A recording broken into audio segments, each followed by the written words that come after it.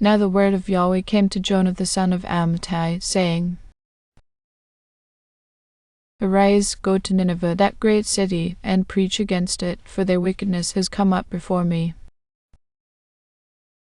But Jonah rose up to flee to Tarshish from the presence of Yahweh. He went down to Joppa, and found a ship going to Tarshish, so he paid its fare, and went down into it, to go with them to Tarshish from the presence of Yahweh. But Yahweh sent out a great wind on the sea, and there was a mighty tempest on the sea, so that the ship was likely to break up. Then the mariners were afraid, and cried every man to his God. They threw the cargo that was in the ship into the sea, to lighten it. But Jonah had gone down into the innermost parts of the ship, and he was laying down, and was fast asleep. So the shipmaster came to him, and said to him, What do you mean, sleeper? Arise, call on your gods, maybe the gods will notice us, so that we won't perish. They all said to each other, Come, let us cast lots, that we may know for whose cause this evil is on us. So they cast lots, and the lot fell on Jonah. Then they asked him, Tell us, please, for whose cause this evil is on us? What is your occupation? Where do you come from? What is your country? Of what people are you? He said to them, I am a Hebrew, and I fear Yahweh, the God of heaven, who has made the sea and the dry land. Then were the men exceedingly afraid, and said to him, What is this that you have done? For the men knew that he was fleeing from the presence of Yahweh, because he had told them. Then said they to him, What shall we do to you, that the sea may be calm to us? For the sea grew more and more tempestuous. He said to them, Take me up, and throw me into the sea, then the sea will be calm for you, for I know that because of me this great tempest is on you. Nevertheless the men rowed hard to get them back to the land, but they could not, for the sea grew more and more tempestuous against them.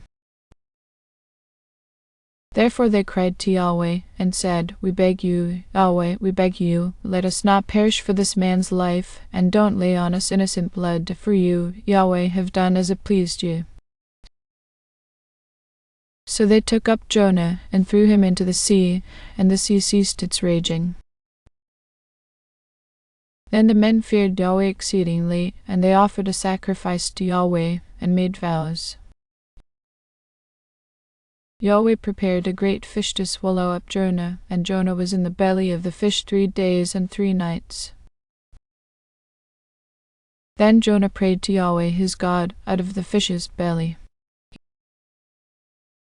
He said, I called because of my affliction to Yahweh. He answered me. Out of the belly of Sheol I cried. You heard my voice. For you threw me into the depths, in the heart of the seas. The flood was all around me. All your waves and your billows passed over me. I said, I have been banished from your sight, yet I will look again toward your holy temple. The waters surrounded me, even to the soul. The deep was around me. The weeds were wrapped around my head. I went down to the bottoms of the mountains. The earth barred me in forever, yet have you brought up my life from the pit, Yahweh my God. When my soul fainted within me, I remembered Yahweh. My prayer came into you, into your holy temple. Those who regard lying vanities forsake their own mercy. But I will sacrifice to you with the voice of thanksgiving. I will pay that which I have vowed. Salvation belongs to Yahweh. Yahweh spoke to the fish, and it vomited out Jonah on the dry land. The word of Yahweh came to Jonah the 2nd time, saying, Arise, go to Nineveh, that great city, and preach to it the message that I give you. So Jonah arose and went to Nineveh, according to the word of Yahweh. Now Nineveh was an exceedingly great city, 3 days' journey across.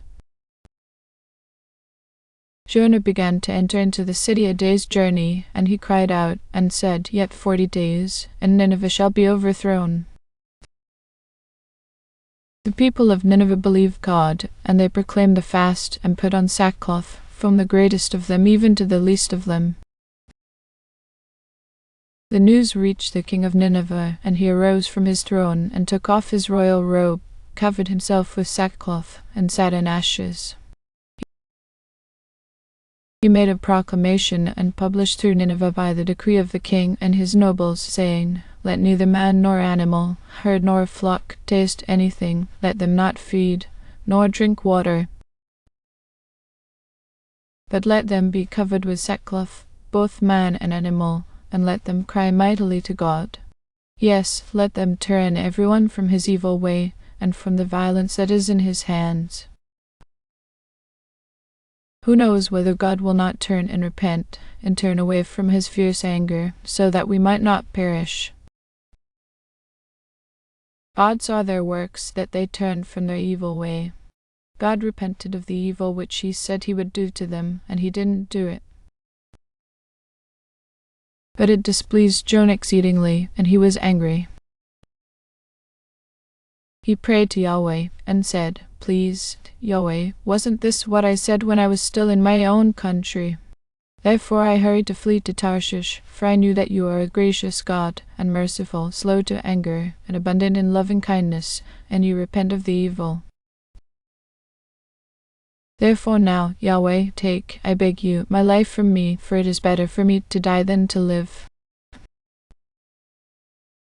Yahweh said, "Is it right for you to be angry?" Then Jonah went out of the city, and sat on the east side of the city, and there made himself a booth, and sat under it in shade, until he might see what would become of the city. Yahweh God prepared a vine, and made it to come up over Jonah, that it might be a shade over his head to deliver him from his discomfort. So Jonah was exceedingly glad because of the vine. But God prepared a worm at dawn the next day, and it chewed on the vine, so that it withered. It happened, when the sun arose, that God prepared a sultry east wind, and the sun beat on Jonah's head, so that he fainted, and requested for himself that he might die, and said, "It is better for me to die than to live." God said to Jonah, "Is it right for you to be angry about the vine?" He said, "I am right to be angry, even to death." Yahweh said, "You have been concerned for the vine, for which you have not labored, neither made it grow, which came up in a night, and perished in a night.